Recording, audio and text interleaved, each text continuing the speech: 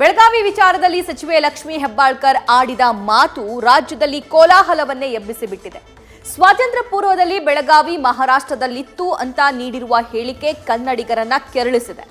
ವಿರೋಧ ಪಕ್ಷಗಳು ಕೂಡ ಸರ್ಕಾರದ ಕಾಂಗ್ರೆಸ್ ಮಹಾ ಸಚಿವೆ ವಿರುದ್ಧ ಈಗ ಕೆಂಡಾಮಂಡಲರಾಗಿದ್ದಾರೆ. ಸ್ವಾತಂತ್ರ್ಯಕ್ಕಿಂತ ಪೂರ್ವ ಕರ್ನಾಟಕ ಮತ್ತು ಮಹಾರಾಷ್ಟ್ರ ಬಹಳಷ್ಟು ಒಂದೇ ಸಾಮ್ಯತೆಯಿಂದ ಈವನ್ ರಾಜ್ಯ ಕೂಡ ಬಹಳಷ್ಟು ಬೆಳಗಾವಿ ಮಹಾರಾಷ್ಟ್ರಕ್ಕೆ ಸೇರಿದ್ದಾಗಿ ಅವರು ಸ್ಟೇಟ್ಮೆಂಟ್ ಕೊಟ್ಟಿರುವಂತದ್ದು ವೋಟ್ ಪಾಲಿಟಿಕ್ಸ್. ಮುಖ್ಯಮಂತ್ರಿಗಳಿಗೆ ಏನಾದರೂ ಆ ಮಂತ್ರಿಗಳ ಬಗ್ಗೆ ಏನಾದರೂ ಇಡ್ತಾ ಇದ್ರೆ ಸರಿಯಾದ ಬುದ್ಧಿ ಹೇಳೋದು ಒಳ್ಳೆಯದು ಅನ್ನೋದು ನನ್ನ ಅಭಿಪ್ರಾಯ.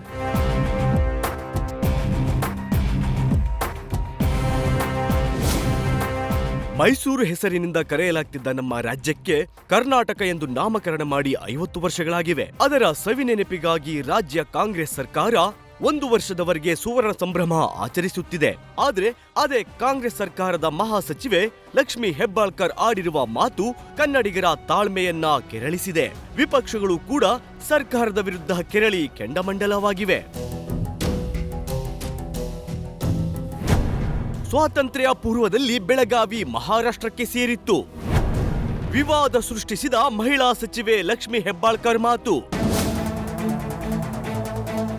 ನಿಪ್ಪಾಣಿ ತಾಲೂಕಿನ ಕರಗದ ಗ್ರಾಮದಲ್ಲಿ 6ನೇ ಕನ್ನಡ ಸಮಾವೇಶ ಆಯೋಜಿಸಲಾಗಿತ್ತು.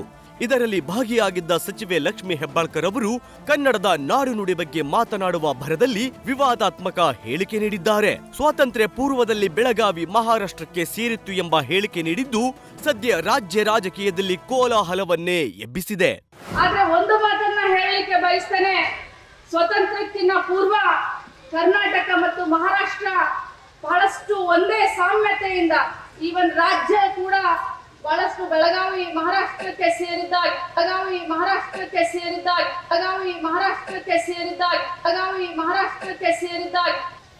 ಬಹಳಷ್ಟು ಅನ್ಯೋನ್ಯತೆಯಿಂದ ನಾವೆಲ್ಲರೂ ಇದ್ವಿ.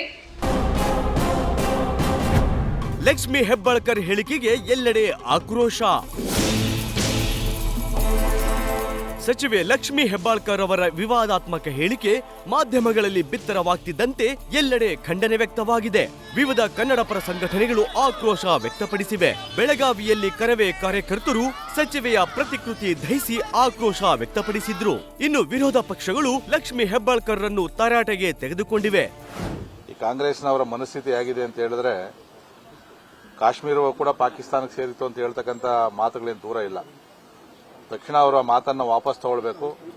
ಯಾವ ಕಾರಣದಿಂದ ಅದು ಹೇಳಿದ್ದಾರೆ ಅಂತಕ್ಕಂಥ ಸ್ಪಷ್ಟೀಕರಣವನ್ನು ಕೊಡಬೇಕು. ಅವರು ಈಗ ಕೂಡ ಮಾತಿಗೆ ಏನನ್ನ ಬದ್ಧರಾಗಿದ್ದಾರೆ. ತಕ್ಷಣ ಅವರ ಸಚಿವ ಸಂಪುಟದಿಂದ ವಜಾ ಮಾಡತಕ್ಕಂಥ ಕೆಲಸವನ್ನ ಸನ್ಮಾನ್ಯ ಸಿದ್ದರಾಮಯ್ಯ ಮಾಡಬೇಕು. ಇಲ್ಲ ಅಂತಂದ್ರೆ 6.5 ಕೋಟಿ ಕನ್ನಡಿಗರು ಮಾಡಿರ್ತಕ್ಕಂಥ ಅವಮಾನ ಇದು. ಯಾವ ಒಂದು ರಾಜಕೀಯ ಪ್ರೇರಿತವಾಗಿ ಹೇಳಿಕೆ ಕೊಟ್ಟಿದ್ದಾರೆ ನನಗೆ ಗೊತ್ತಿಲ್ಲ. ಆದರೆ ಇಂಥ ಹೇಳಿಕೆಗಳನ್ನ ಈ ಸಂದರ್ಭದಲ್ಲಿ ಅವಶ್ಯಕತೆ ಇಲ್ಲ. ಈಗ ಕರ್ನಾಟಕದ ಭಾಗವಾಗಿದೆ. ಕರ್ನಾಟಕದ ಭಾಗವಾಗಿರೋದನ್ನ ಹೇಗೆ ಇನ್ನ ಉತ್ತಮವಾಗಿ ಉಳಿಸಿ ಬೆಳೆಸಿಕೊಳ್ಳುವಂತ ಪ್ರಯತ್ನಗಳನ್ನ ಮಾಡಬೇಕು. ಗೊಂದಲಗಳನ್ನ ನಿರ್ಮಾಣ ಮಾಡುವಂತ ಪ್ರಯತ್ನಗಳನ್ನ ರಾಜಕೀಯ ಪ್ರೇರಿತವಾಗಿ ಇಂಥ ಯಾರೇ ಸಚಿವರು ಕೊಡುವಂತದನ್ನ ಸಂಪೂರ್ಣವಾಗಿ ಖಂಡಿಸ್ತೀವಿ. ಇನ್ನು ಲಕ್ಷ್ಮೀ ಹೆಬ್ಬಾಳ್ಕರ್ ಹೇಳಿಕೆಗೆ ಮಾಜಿ ಸಿಎಂ ಎಚ್ಡಿಕೆ ಖಾರವಾಗಿಯೇ ಪ್ರತಿಕ್ರಿಯಿಸಿದ್ದಾರೆ. ಮಂತ್ರಿಗಳೇ ಹೀಗೆ ಮಾತಾಡಿದ್ರೆ ಗಡಿ ಖ್ಯಾತೆಗೆ ನೀರೇರದಂತೆ ಆಗುತ್ತೆ. ಸಿಎಂಗೆ ಸಚಿವರ ಮೇಲೆ ಹಿಡಿತಾ ಇದ್ರೆ ಇಂಥ ಹೇಳಿಕೆಗೆ ಕಡಿವಾಣ ಹಾಕಬೇಕು ಎಂದು ಎಚ್ಡಿಕೆ ಸಲಹೆ ನೀಡಿದ್ದಾರೆ. ಇಲ್ಲಿ ಇದರ ಮಂತ್ರಿಗಳ ಹೇಳಿಕೆ ಏನಿದೆ ಇದೆಲ್ಲ ಮುಗಿದೋಗಿರೋ ಅಧ್ಯಾಯ. ಅದನ್ನು ನೆನಪಿಸ್ಕೊಳ್ತಕ್ಕಂಥದ್ದೇನಿದೆ ಬಹುಶಃ ಅವರಿಗೆ ಆ ಒಂದು ವ್ಯಾಮೋಹದ ಕೊರತೆ ಇನ್ನೂ ಇದೆ ಅಂತ ಕಾಣಿಸ್ತಾ ಇದೆ. ಆ ವ್ಯಾಮೋಹದಿಂದ ದೂರ ಬಂದಿಲ್ಲ ಇನ್ನು. ಇವತ್ತು ಇಂಥ ವಿಷಯಗಳನ್ನ ಜವಾಬ್ದಾರಿ ಸ್ಥಾನದಲ್ಲಿರ್ತಕ್ಕಂಥವ್ರೆ ನೀವು ಮಾತನಾಡಿದ್ರೆ ಅದಕ್ಕೆ ನೀವೇ ಒಂದು ನೀರೆರೆದಾಗಲ್ವಾ ಅದರ ಬಗ್ಗೆ ಮಾತನಾಡ್ತಕ್ಕಂಥವ್ರಿಗೆ. ಅದಕ್ಕೆ ಮುಖ್ಯಮಂತ್ರಿಗಳಿಗೆ ಏನಾದರೂ ಆ ಮಂತ್ರಿಗಳ ಬಗ್ಗೆ ಏನಾದರೂ ಇಡ್ತಾ ಇದ್ದರೆ ಸರಿಯಾದ ಬುದ್ಧಿ ಹೇಳೋದು ಒಳ್ಳೆಯದು ಅನ್ನೋದು ನನ್ನ ಅಭಿಪ್ರಾಯ. ಲಕ್ಷ್ಮೀ ಹೆಬ್ಬಾಳ್ಕರ್ ಬೆನ್ನಿಗೆ ನಿಂತ ಸಚಿವರು. ಬೆಳಗಾವಿ ವಿಚಾರದಲ್ಲಿ ಸಚಿವೆ ಹೆಬ್ಬಾಳ್ಕರ್ ಆಡಿರುವ ಮಾತು ವಿವಾದವನ್ನೆಬ್ಬಿಸಿದೆ. ಇದರ ಬೆನ್ನಲ್ಲೇ ಸರ್ಕಾರ ಲಕ್ಷ್ಮೀ ಹೆಬ್ಬಾಳ್ಕರ್ ಬೆನ್ನಿಗೆ ನಿಂತಿದ್ದು ಹೇಳಿಕೆಯನ್ನ ಸಮರ್ಥಿಸಿಕೊಂಡಿದ್ದಾರೆ. ಲಕ್ಷ್ಮೀ ಹೆಬ್ಬಾಳ್ಕರ್ ಈ ಹಿಂದೆ ಇದ್ದುದನ್ನು ಹೇಳಿದ್ದಾರೆ.